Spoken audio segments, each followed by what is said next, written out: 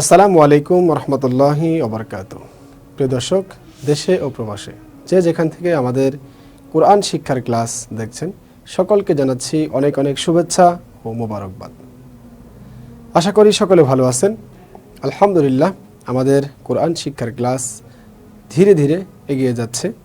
আমরা চাই কিভাবে একদম সহজভাবে পবিত্র কোরআনকে শেখা যায়, শিখে সেই অনুযায়ী আমল করতে পারি। আমরা আজকে শিখব কিভাবে জজমের উচ্চারণ করব এবং জজমের উচ্চারণ করার পর সামনের দিকে যে বিষয়গুলো রয়েছে কিভাবে শিখব। তাহলে আমরা দেখি, আমরা পড়তেছিলাম এই হরফটা হলো হামজা, এটা হচ্ছে তা। হামজা তা জবর আমরা জানি আত হয়। যদি আমি নোক্তা একটা দেই, সা হয়ে যাবে।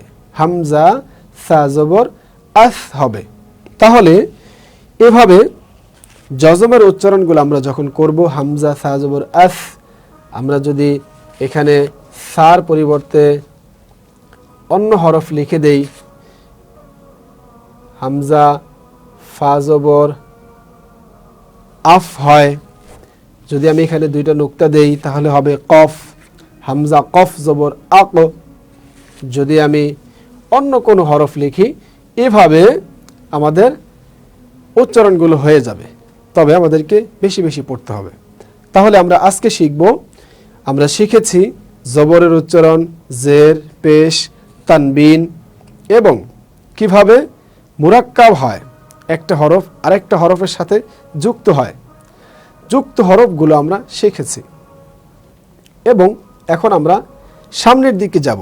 যেহেতু আমরা খুব সহজভাবে শিখব, তাহলে আমাকে সহজভাবে শিখতে হলে আমরা যুক্ত হরফ শেখার পর এখন আমরা 3টা হরফকে একটা শব্দ তৈরি করব, 4টা হরফকে একটা শব্দ তৈরি করব। কিভাবে শেখা যায়, যেমন হামজা জবর আ, হা দা, আ হা দা। এখানে হরকতে শিখেছি, তানবিনে শিখেছি, জজম শিখেছি। তো এগুলো এখন শেখার পর আমাকে যেটা শিখতে হবে, কোন হরফের মধ্যে টান হবে এবং কোন হরফের মধ্যে টান হবে না। আল্লাহ রাব্বুল আলামিন পবিত্র কোরআনের মধ্যে খুব সুন্দরভাবে তাজবিদের সহিত, তারতিলের সহিত পড়ার জন্য বলেছেন। তাহলে আমাকে কোন হরফের মধ্যে কয় আলিফ টান দিতে হবে এবং কোন হরফের মধ্যে টান হবে না, সেটা আমাকে দেখে শুনে বুঝে পড়তে হবে। প্রিয় দর্শক, আমরা আজকে জানব কোন হরফের মধ্যে টান হবে, কোন চিহ্ন থাকলে টান হবে এবং কোন চিহ্ন থাকলে টান হবে না। এবার আমরা জানব মাদ কাকে বলে।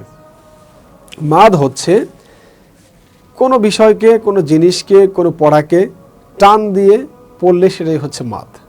তাহলে আমি কিভাবে মাদ করে পড়ব, যেমন এখানে যদি আমি একটা হরফ লিখি, আমি একটা হরফ লিখলাম বা, এই বার মধ্যে একটা জবর দিলাম। জবর দেওয়ার পরে আমরা জানি এখানে এক জবর হওয়ার কারণে টান হবে না।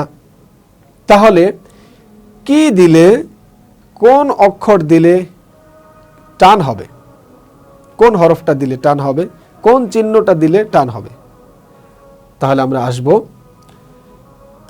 মাদ অর্থ টেনে পড়া। এবার আমরা জানব মাদ কত প্রকার। মাদ মোট 10 প্রকার।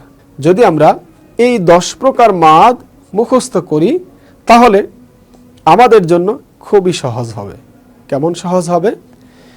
কোরআন শরীফের মধ্যে কোথায় 1 আলিফ টান হয়েছে, কোথায় 3 আলিফ টান হয়েছে এবং কোথায় 4 আলিফ টান হয়েছে, এটা আমরা খুব সহজেই জানতে পারবো এবং বুঝতে পারবো। সর্বপ্রথম আমাকে জানতে হবে মাদ মোট কত প্রকার। আমরা জেনেছি মাদ মোট 10 প্রকার। এই 10 প্রকারটা আমরা 3টা ভাগে ভাগ করব। সর্বপ্রথম ভাগ হচ্ছে 1 আলিফ মাদ 3 প্রকার। আমি আপনাদেরকে লিখে দেখাচ্ছি।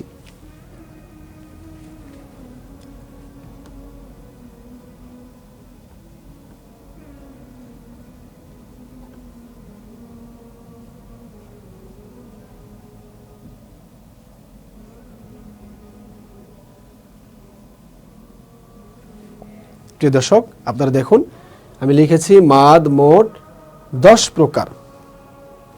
এই 10 প্রকার মাদ 3টা ভাগে বিভক্ত হবে।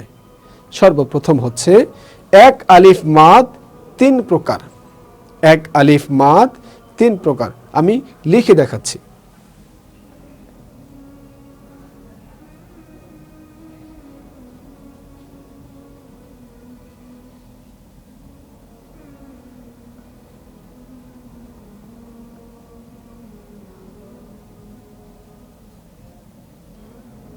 এক